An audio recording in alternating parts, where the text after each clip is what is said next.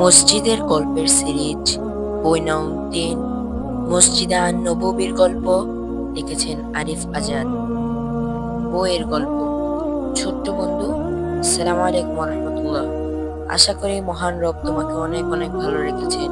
যে বইটি এখন তুমি পড়তে যাচ্ছ সেটা পবিত্র মসজিদের আন-নববীকে নিয়ে লেখা।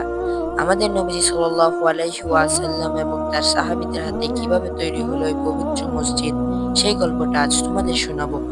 আর তাহলে দেরি কেন, চলো বিসমিল্লাহ বলে শুরু করি। সর্বশেষ নবী হিসেবে আল্লাহর নবী মুহাম্মদ সাল্লাল্লাহু আলাইহি ওয়াসাল্লামকে পাঠালেন দুনিয়ায়। তিনি মানুষকে আল্লাহর পথে ডাকতেন, ঈমান আনতে বলতেন, মানুষের কষ্ট দিতে মানা করতেন, বাবা মার যত্ন নেওয়া, সত্য কথা বলা, সালাত আদায় করা এবং অন্যের হক আদায়ের কথাও বলতেন তিনি। কিন্তু মক্কার লোকজন তার কথা শুনতে চাইতো না। এক আল্লাহর ইবাদত করতে তারা আপত্তি জানালো। তারা মূর্তি পূজা করবে, চাঁদ সূর্য এবং তারকাকে পূজা করবে, সাথে আবার আল্লাহকে ডাকবে।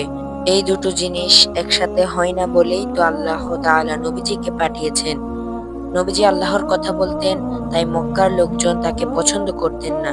তাকে অনেক কষ্ট দেয়, আঘাত করে, এমনকি তাকে পাগল বলে তারা অপমান করে। একবার তো টানা 3 বছর নবীজিকে তারা বন্দী করে রাখলো। নবীজি বাইরে আসতে পারেন না, কাউকে আল্লাহর কথা বলতে পারেন না, কারোর সাথে মিশতেও পারেন না। খাবারের কষ্ট, পানির কষ্ট, কি সীমাহীন দুর্ভাগ্যের সময় ছিল সেগুলো। শুধু তাই নয়, যে কয়েকজন মানুষ নবীজির কথা শুনতো তাদেরকেও কষ্ট দেয় মক্কার লোকগুলো। তাদের ঘরবাড়ি ভেঙে দেয়, মরুভূমির উত্তপ্ত বালুতে শুইয়ে রাখে, তাদের কষ্ট দেয়। লোকগুলো কেন নবীজির কথা শুনে, কেন তারা নবীজির কথা মতো চলে, এই তাদের অপরাধ। এক সময় পরিস্থিতি আরো ভয়ঙ্কর হয়ে উঠল। কোনোভাবে যখন নবীজিকে থামানো যাচ্ছিল না, তারা এবার সিদ্ধান্ত নিল নবীজিকে হত্যা করা। কি দুঃসাহস তাদের! তারা কিনা হত্যা করতে চায় আল্লাহ রসুলকে। তাদের এই চক্রান্ত আল্লাহ তাআলা নবীজিকে আগেভাগে জানিয়ে দিলেন। তাদের বললেন মক্কা ছেড়ে ইয়াসরিবে যেতে। আল্লাহর আদেশ পেয়ে নবীজি তার প্রিয়তম সাহাবী আবু বকর রাদিয়াল্লাহু তাআলা আনহুকে সাথে নিয়ে বেরিয়ে পড়লেন ইয়াসরিবের উদ্দেশ্যে। মক্কা ছেড়ে ইয়াসরিব বহু দূরের পথ। পথে পথে আছে সীমাহীন বিপদ। চলতে চলতে একসময় তারা আশ্রয় নিলেন একটা গুহার ভেতরে। শত্রুরা তাদেরকে চারিদিকে খুঁজতে লাগলো। খুঁজতে খুঁজতে একদিন শত্রুরা সেই গুহার কাছে পৌঁছে এলো। সেদিন খুব ভয় পেয়ে যান নবীজির সাথী। কিন্তু আমাদের নবী সাল্লাল্লাহু আলাইহি সাল্লাম একটুও ভয় পেলেন না। তিনি আবু বকরকে বললেন, ভয় পেও না, আল্লাহ আমাদের সাথে আছেন। সারাটা পথে তাদেরকে অনেক কষ্ট সহ্য করতে হয়। এক সময় ফুরিয়ে আসে তাদের থাকা খাবার, পানি আর খাবার দাবার। অনেক অনেক বিপদ ডিঙ্গিয়ে একদিন তারা ইয়াসরিবে পৌঁছে গেলেন। নবীজিকে পেয়ে ইয়াসরিবের আকাশে বাতাসে আনন্দের জোয়ার বয়ে গেল। সকলের মাঝে সে কি বাধা ভাঙ্গা উল্লাস! সেদিন থেকে ইয়াসরিবের নাম হয়ে গেল মদিনা। মদিনা হয়ে উঠল নবীর শহর। মদিনার প্রতিটা মানুষ নবীজিকে তার ঘরে রাখতে চাইলো, কিন্তু নবীজি কারো ঘরেই গেলেন না। নবীজির রুট এক মনে চলতে থাকলো। চলতে চলতে একটা খোলা প্রান্তরে এসে থামলো উটটা। উট যেখানে এসে থেমেছে সেখানে একটা মসজিদ তৈরির চিন্তা করলেন নবীজি। সেই মসজিদের নাম হলো মসজিদে আন-নববী, অর্থাৎ নবীর মসজিদ। আল্লাহর ঘর বাইতুল্লাহর পর সবচেয়ে বরকতময় জায়গা হলো এই মসজিদ। মসজিদে সেই জায়গাটির মালিক ছিল 2 জন ইয়াতীম ছেলে। তাদের কাছ থেকে জায়গাটি 10 দিরহামে কিনে নিলেন আবু বকর রাদিয়াল্লাহু তাআলা আনহু। মদিনায় তখন অনেক মুসলমান, কিন্তু ইবাদতের জন্য নির্দিষ্ট কোনো জায়গা নেই। তাই মসজিদ নির্মাণের উদ্যোগে মদিনায় ঘরে ঘরে উৎসব আনন্দ দেখা গেল। সাহাবীরা ঝাঁপিয়ে পড়ল মসজিদ নির্মাণের কাজ। কেউ মাটি আনছে, কেউ জমি ভেঙে সামান করছে, কেউ বহন করছে পাথর, কেউ খেজুর গাছের ডাল পাতা দিয়ে ছাউনি তৈরি করছে, কেউ দেয়াল তৈরি করছে খেজুর গাছের ডাল দিয়ে। সবাই শ্রম দিয়ে, শক্তি দিয়ে মসজিদ নির্মাণের কাজে অংশগ্রহণ করতে লাগলো। বসেছিলেন না নবীজি সাল্লাল্লাহু আলাইহি ওয়াসাল্লামও। তিনিও সকলের সাথে কাজে যোগ দিলেন। নবীজির যোগদানে সকলের মাঝে উৎসাহ আর উদ্দীপনা আরো বেড়ে গেল। এভাবে সকলের সম্মিলিত অংশগ্রহণে নির্মিত হয় মসজিদ আন-নববী।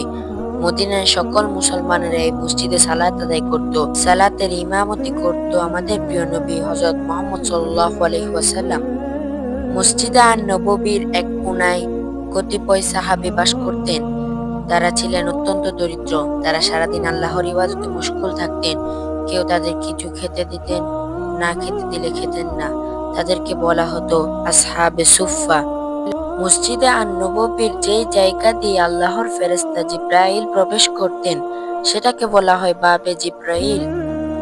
বাবে জিবরিল মানে জিবরাইলের দরজা। মদিনায় যখন মুসলমানের সংখ্যা অনেক বাড়ল তখন মসজিদের বড় করার প্রয়োজন দেখা দিল। নবীজির আরেক সাহাবী উসমান রাদিয়াল্লাহু তাআলা আনহু বাড়তি জায়গাটুকু কিনে দিলেন। আস্তে আস্তে বড় হলো মসজিদ আন-নববী। মসজিদ আন-নববীর নিকটে ছিল আয়েশা রাদিয়াল্লাহু তাআলা আনহুর ঘর। তিনি ছিলেন আল্লাহর রসূলের প্রিয়তম স্ত্রী। সেই ঘরে শেষ নিঃশ্বাস ত্যাগ করেন আমাদের প্রিয় রসূল। আল্লাহর নবী আর রাসূলেরা যখন ইন্তেকাল করেন সেখানেই তাদের দাফন করা হয়। তাই আয়েশা রাদিয়াল্লাহু তাআলা আনহুর ঘরকে নবীজির চিরতরে শায়িত করা হলো। সবুজ রং নবীজি অত্যন্ত পছন্দ করতেন। বেশ অনেক বছর পরে নবীজির কবরের উপর একটা গম্বুজ তৈরি করা হয়। সেই গম্বুজের রঙও সবুজ। দূর থেকে এই গম্বুজ দেখে লোকজন নবীজির পবিত্র কবরকে চিনতে পারে। নবীজির দুই পাশে শায়িত আছে তার প্রিয় দুই সাহাবী। তারা হলেন আবু বকর রাদিয়াল্লাহু তাআলা আনহু এবং ওমর রাদিয়াল্লাহু তাআলা আনহু। সুখে দুঃখে বিপদে আপদে দুইজন নবী রাসূলের সাথে ছায়ার মতো লেগে থাকতেন। নবীজির ঘর আর মিম্বারের মাঝে যে জায়গা সেই অংশটাকে বলা হয় রিয়াজুল জান্নাহ। অত্যন্ত পবিত্র এই জায়গাটাকে নবীজির জান্নাতের একটা বাগান বলে উল্লেখ করেছিলেন। এখানে দোয়া করলে সেই দোয়া কবুল হয়। সেই অনেক শতাব্দী আগে নবীজির হাতে নির্মাণ হয় মসজিদ আন-নববী। পরে আরো বহু খলিফা বহু বাচ্চাদের হাতে সেটা ভাঙ্গা গড়া চলতে চলতে আজকে এই অবস্থায় এসেছে। বাবা মার সঙ্গে মদিনা শহরে গেলে তুমি আরো অনেক কিছুই দেখতে পাবে। মদিনা একটা স্মৃতির শহর। নবীজির জীবনের সবচেয়ে সুন্দর সময়গুলো কেটেছিল মদিনা শহরে। নবীজির মসজিদে সালাত পড়ে যখন দোয়ার জন্য হাত উঠাবে তখন তোমার আব্বু আম্মু, তোমার আত্মীয় স্বজন এবং ফিলিস্তিনের ভাই বোন সহ সকলের জন্য দোয়া করবে। তোমার আরিফ চাচ্চু এবং মিগাত ভাইয়ের জন্য দোয়া করতে ভুলবে না। কেমন? আল্লাহ হাফেজ। আসসালামু আলাইকুম। আপনি যদি মসজিদের গল্পের সিরিজ বই দুইটির পূর্বের বই দুইটি দেখতে চান তাহলে স্ক্রিনে দেখানো দুটি ভিডিও দেখতে পারেন।